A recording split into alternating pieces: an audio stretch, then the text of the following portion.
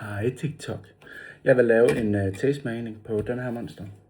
Den er blevet leveret fra USA. Jeg kan ikke lige huske, hvor jeg købte den fra, men det kan Cash Gaming lige skrive ned i kommentarerne, fordi han var med til at købe noget derindefra. Så den vil jeg lige smage, og se hvordan den smager. Den hedder Juicy Monster, og så hedder den Viking Berry. Det bliver spændende.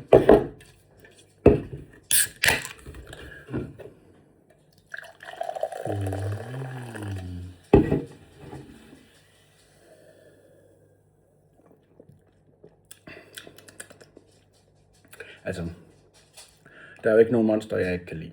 Så altså, men den her, den er faktisk rigtig, rigtig god. Den er faktisk oppe på min top 5, vil jeg sige. Den er oppe på top 5.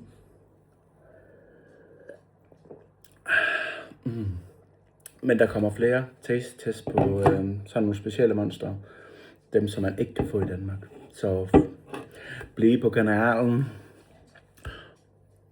Ja, gør det. Og så jeg skal nok godt lige prøve at lave nogle tastmeninger på de, man kan få i Danmark. Jeg skal nok lave en top 10 om, hvad for nogen der er bedst. Men vi ses. Peace!